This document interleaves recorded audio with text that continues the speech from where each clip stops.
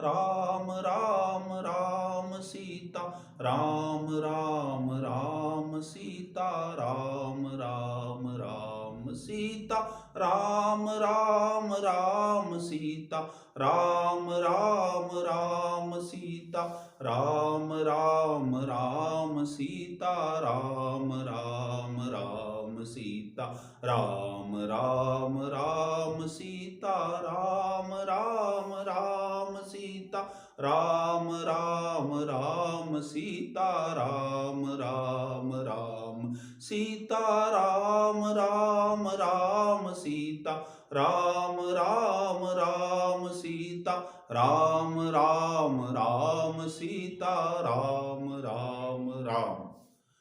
राधे राधे।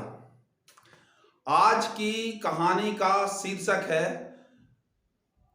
भगवान क्या चाहते हैं, भगवान किस स्थिति में प्रसन्न होते हैं। बड़ी प्यारी कहानी है, जरूर आपको जरूर सुनना चाहिए। एक साधु महाराज जी को कुंभ के स्नान की बड़ी चाह थी। उनको बड़ी इच्छा थी कि जब वो रहते थे समझिए हिमालय में, तो उनको बड़ी इच्छा थी कि जब कुंभ का मेला भरेगा तो मैं कुंभ में स्नान करने के लिए जरूर जाऊंगा। किसी कारणवशात वो नहीं जा पाए तो उनके मन में बड़ा क्षोभ हुआ कि मैं जा नहीं पाया। बड़ा उनको रह रह के पश्चाताप मन में आया कि मैं जा नहीं पाया, मुझे जाना था। तो अब उस समय तो वो किसी कारणवशात नहीं जा पाए। उसी रात में एक रात उन्होंने स्वप्न देखा तो गंगा, जमुना और सरस्वती तीनों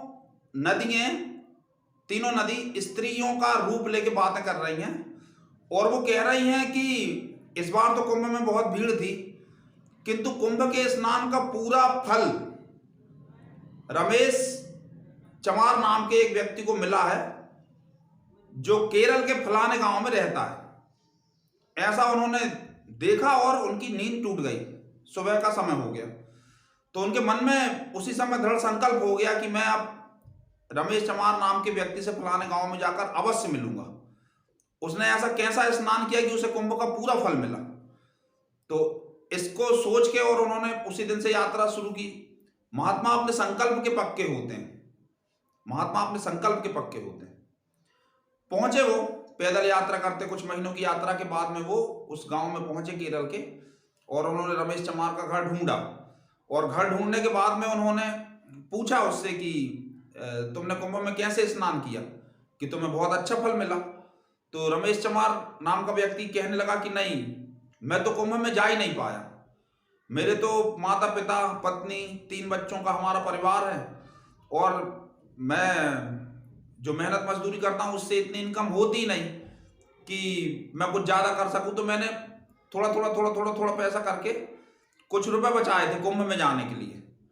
लेकिन क्या हुआ कि अब से 3 घर बाद एक मजदूर का घर है, उसकी पत्नी गर्भवती थी और उसकी पत्नी को कुछ ऐसा व्यंजन खाने की इच्छा हुई जिसको कि वो ला नहीं सकता था, जिसको कि खरीद सकना उसकी स्थिति हैसियत के बाहर था।